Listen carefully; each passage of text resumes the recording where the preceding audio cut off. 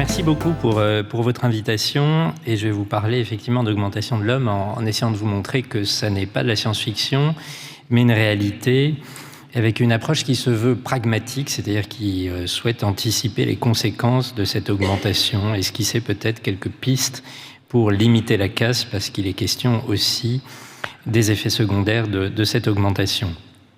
Alors tout le monde a commenté pour ce lapsus, cette photo. Ces derniers jours, on voit cet homme le plus riche du monde, Elon Musk, qui semble voler sur les pavés mosaïques de cette nouvelle Notre-Dame. Pavés mosaïques qui d'ailleurs font délirer tous les complotistes pensant que Notre-Dame a été transformée en temple maçonnique. Et puis on voit derrière lui Barnier effondré par sa censure, sa femme solidaire, Nicolas Sarkozy écrasé dans son fauteuil, Hollande qui semble descendre de son tracteur en Corrèze, et puis seulement semblant s'élever, très belle, Carla Bruni qui semble sortir d'un tableau de Félix Vallotton. Étonnante photo, évidemment on peut tout faire dire à une photo, mais ce qui compte c'est justement ce qu'elle nous fait dire. Elle est étonnante assurément. Et pourquoi je vous parle d'Elon Musk? Parce qu'Elon Musk a créé en 2016 cette start-up, qui est plus une start-up, Neuralink, avec cet objectif d'hybrider le cerveau des êtres humains avec l'intelligence artificielle, et un projet qui est complètement assumé, qui est exprimé dans ces termes. Le but, c'est pas seulement de soigner, réparer, ce qu'il fait à l'heure actuelle, c'est d'augmenter, considérant que la puissance galopante de l'intelligence artificielle exige que nous y fassions face, non par la compétition, nous n'aurions aucune chance, mais par l'hybridation. Donc c'est son but, augmenter l'homme par son cerveau, par les interfaces cerveau-machine, et donc se permettre cette innovation dans cette terre, la Californie, des innovations, pour une sorte de remake du Retour vers le futur et de ces manipulations possibles du cerveau. Vous verrez qu'il est question d'autres retours vers le futur dans ma présentation. Je vous montre à quoi ça correspond, si j'arrive à lancer cette vidéo. Non, j'arrive pas à la lancer. Si, voilà, j'ai la main. Voilà un petit singe qui joue à un jeu auquel même les plus réfractaires d'entre vous ont dû jouer. Il consiste à rattraper une balle avec une raquette électronique. Ce qu'il a dans la bouche, c'est du jus d'orange pour tenir en cette fin de matinée. Et donc, il travaille sérieusement. Dans un premier temps, il joue à envoyer la balle sur la raquette, comme vous le voyez. Et il progresse bien. La particularité, c'est que ce petit singe a ici, dans son cerveau, des électrodes qui mesurent son activité cérébrale en permanence. Ça, c'est les spikes des neurones. Et donc, on va faire correspondre à ce signal la commande motrice de ce petit singe pendant cette tâche. Peut-être que les plus cliniciens d'entre vous auront remarqué là, ici, qu'il y a quelque chose de très particulier, spectaculaire.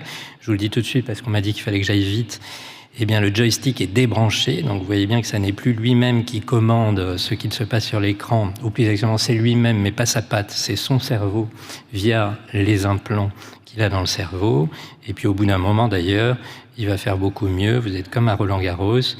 Il manipule ces deux raquettes de part et d'autre du terrain par la pensée. Et il peut faire ça des heures, de façon très efficace. Il rate aucune balle ou presque, comme étant ce merveilleux joueur de part et d'autre du terrain. Alors évidemment, vous direz à quoi ça sert de permettre à un petit singe de jouer dans une fausse jungle au tennis. C'est sans intérêt, et puis d'ailleurs, il faut bien une banane. Quelles sont les raisons d'espérer de cette prouesse technologique? À quoi ça sert?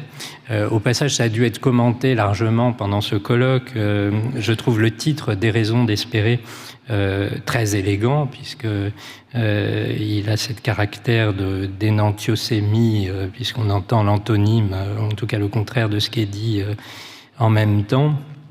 On entend à la fois les raisons d'espérer et le fait qu'il est manifestement déraisonnable d'espérer. Moi, je fais partie de ceux qui ne sont pas technophobes et je me méfie des technophobes puisque ce sont eux qui se précipitent dans nos cabinets de médecins dès qu'ils sont malades pour accéder aux dernières technologies. Parce que ces technologies, justement, elles permettent de soigner. Et d'ailleurs, Elon Musk n'est pas le premier à implanter des patients. Là, je vous montre très rapidement une invention française d'un neurochirurgien grenoblois qui a bénéficié à des centaines, maintenant de milliers de patients dans le monde pour traiter la maladie de Parkinson. Vous voyez ici sur un scanner les électrodes qui descendent dans le cerveau, avec les plots, là, dans les structures dites noyaux gris centraux, typiquement le noyau sous-thalamique. Et je vais vous montrer une vidéo de ce que ça peut faire chez un patient. Voilà un patient qui a une maladie de Parkinson, dont vous comprenez qu'elle est très invalidante, avec ce tremblement à 3 Hz, comme on égrène un chapelet. Vous voyez l'hypomimie aussi, hein, ce visage qui est très figé, je ne sais pas si vous voyez ma souris, oui, avec la perte du clignement des yeux. Ce qu'il a sur l'épaule, c'est ce qui permet de commander, décidément j'ai du mal, le stimulateur. Là, c'est les gros doigts du neurologue qui vont allumer par la télécommande le stimulateur, il vient d'allumer et vous allez voir en quelques secondes le tremblement qui s'arrête grâce à cette stimulation électrique du noyau sous-thalamique. Vous voyez aussi le visage qui s'anime, hein, qui se recolore, les yeux qui vont à nouveau cligner et cette restauration de la motricité fine qui est perturbée dans la dénervation dopaminergique. Donc vous voyez comment on transforme la vie d'un patient avec ces technologies. Et il s'agit là juste de stimulation cérébrale profonde, combiner la technologie d'interface cerveau-machine avec cette technologie de stimulation. En fait, ça change considérablement la façon dont on peut soigner ces pathologies extrêmement invalidantes, qu'elles soient psychiatriques ou neurologiques. Et donc, évidemment que cette perspective d'augmentation, d'hybridation cerveau-machine, à mes yeux, évidemment, surtout pour réparer, eh bien, elle est essentielle et heureusement qu'elle existe. Seulement, comme je vous l'ai dit, Elon Musk, son but, ça n'est pas de réparer, c'est ce qu'il fait aujourd'hui chez quelques patients, qu'il appelle d'ailleurs pas des patients, mais des users, des utilisateurs, c'est d'augmenter. C'est d'augmenter par ces technologies. Et effectivement, ces mêmes technologies permettent d'augmenter et nous allons donc vers une hybridation dont il faut dessiner les conditions.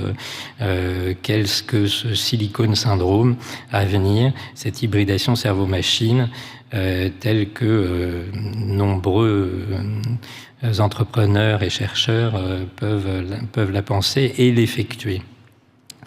Alors, il faut d'abord penser que notre cerveau, cet organe sur lequel je passe mes journées, si je puis dire, soit pour le soigner, soit pour faire de la recherche, il est fascinant, mais il se trouve qu'il a déjà ses limites.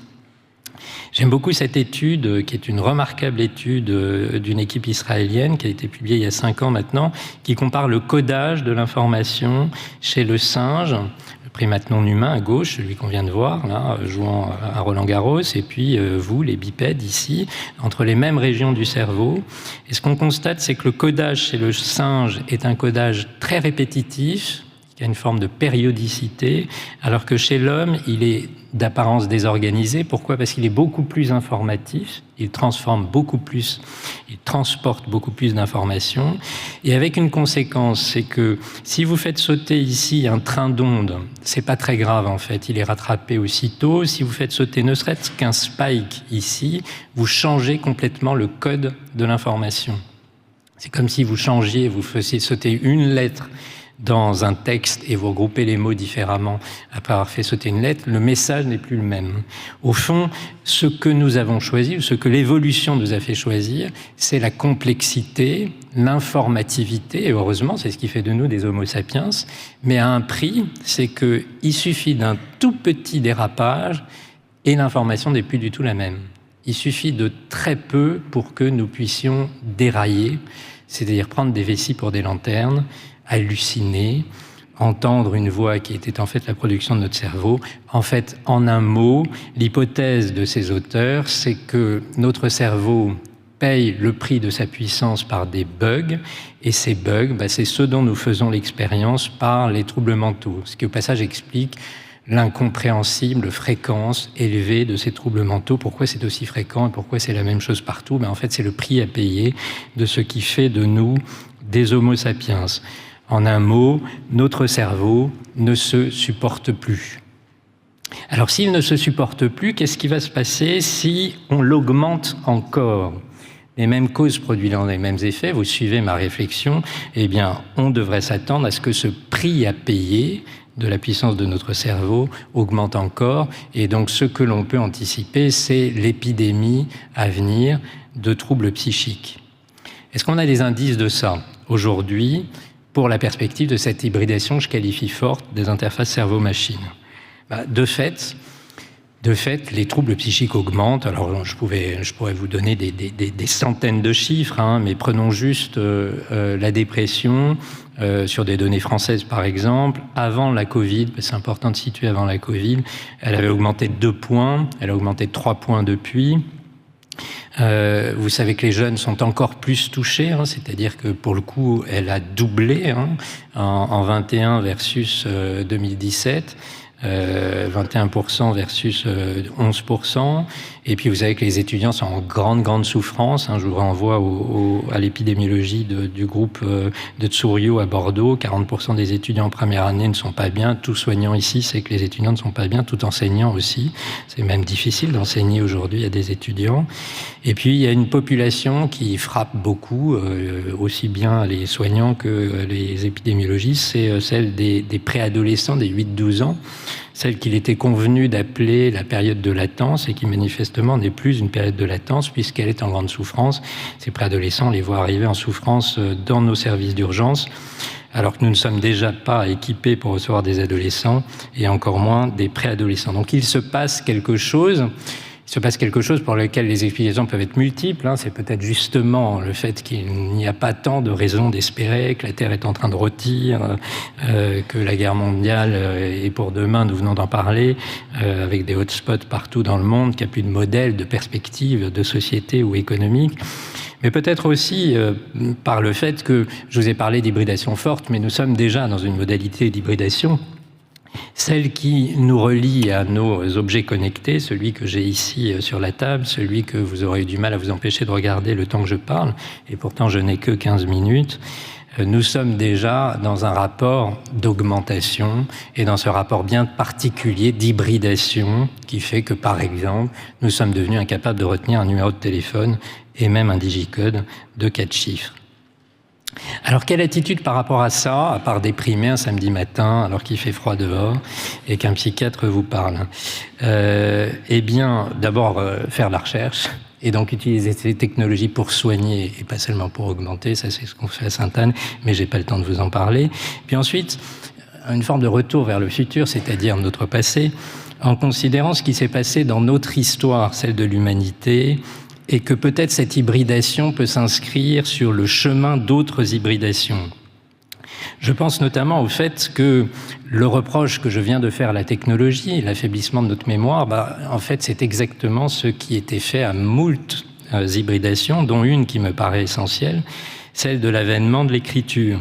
Je fais référence ici au mythe de Thoth. Thoth, c'est le dieu Thoth, le dieu scribe, qui invente entre autres l'écriture.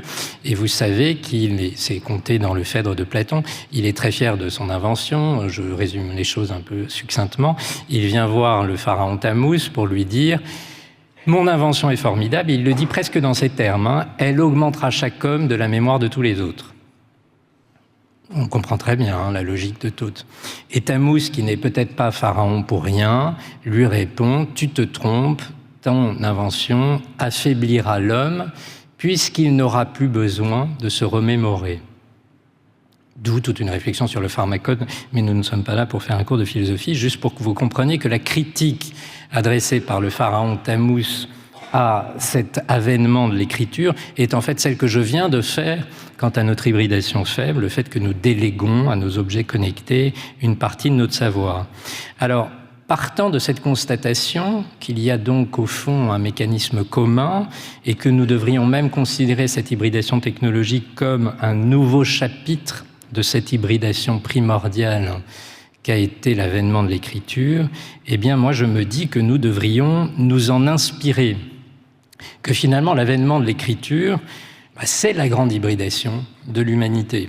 C'est ce qui nous permet de passer de la préhistoire à l'histoire, puisque nous pouvons la raconter, que déposer son savoir, déposer la fiction hors de soi, c'est le même mécanisme d'externalisation. Le livre, comme je caricature, comme premier disque dur externe, et le réintégrer, le réincorporer, le processus même de la lecture, ça n'est pas anodin. Vous savez que Don Quichotte guerroie contre des moulins à vent à force de romans de chevalerie, Emma Bovary se suicide à force de romans d'amour. J'aime beaucoup l'expression des maladies textuellement transmissibles de Daniel Pénac. Bref, on peut attraper des trucs en lisant, c'est pas anodin, c'est aussi plein d'effets secondaires, mais dans l'ensemble, à l'échelle de l'humanité, ça a été une très grande réussite. Puisque, et vous suivez mon raisonnement, ma spéculation à ce stade, puisque l'hybridation technologique est à mes yeux un nouveau chapitre de cette grande hybridation, et que celle-ci a été une réussite à l'échelle collective, eh bien, il faut nous en inspirer. Ça veut dire quoi? Il faut considérer que répéter cette grande hybridation de l'écriture et la lecture, c'est nous armer pour limiter la casse que j'ai évoquée, à mon avis inévitable à bien des égards, celle de l'épidémie des troubles psychiques qui viendra avec les interfaces cerveau-machine. Alors, dernier point, je terminerai là-dessus. Est-ce que nous avons des arguments sur cette puissance de la lecture, des arguments supplémentaires? Il se trouve qu'il en est venu un ces dernières années dont personne ne parle curieusement, alors que tout le monde en parle tout le temps, y compris d'ailleurs nous y consacrons la fin de cette matinée, sur l'IA. L'IA est la démonstration probablement la plus puissante de la puissance de la lecture. Parce que c'est quoi les derniers modèles d'intelligence artificielle, des IA génératives, ChatGPT typiquement, c'est imiter notre cerveau, ce mimétisme neuronal. Vous savez qu'il s'agit de modèles connexionnistes qui consistent à prendre donc un réseau de neurones et une modalité d'apprentissage qui est vraiment la même que celle qui fonctionne entre nos neurones, un système qu'on appelle aujourd'hui apprentissage profond, mais peu importe, c'est les systèmes hébiens. Et encore faut-il éduquer ce réseau de neurones. Et au troisième millénaire, nous aurions pu penser que pour rendre intelligent un réseau de neurones, un système connexionniste, il fallait lui montrer des millions d'images. Eh bien, pas du tout. Ça ne marche pas. Qu'est-ce qui rend intelligent? C'est de lire. Qu'est-ce qui a rendu intelligent ChatGPT? C'est d'avoir lu. Avec une modalité de lecture particulière, qui est ce modèle génératif, je n'ai pas le temps de développer, mais c'est clairement d'avoir lu des millions de pages. Ce qui rend intelligent un réseau de neurones, c'est de lire. Autrement dit, l'IA est la démonstration in silico de la puissance de la lecture sur un cerveau, pas pour devenir cultivé, c'est d'ailleurs se tromper d'usage de ChatGPT. Dès qu'on va chercher des connaissances précises, l'universitaire que je suis peut vous le dire, c'est rempli de fabulation, confabulation, certains appellent ça des hallucinations, à tort du point de vue de la sémiologie. Mais simplement parce que avoir été traversé par la lecture et ses connaissances, c'est avoir donné une forme particulière à ces neurones. En fait, nous retrouvons les mots de Montaigne, la tête bien faite, mais j'aime encore mieux cette phrase, j'aime mieux forger mon âme, mon intelligence en fait, que la meubler. L'enjeu n'est pas d'être cuistre, mais de devenir intelligent.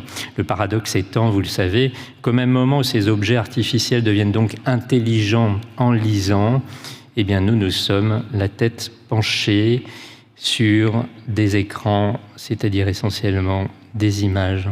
Merci pour votre attention.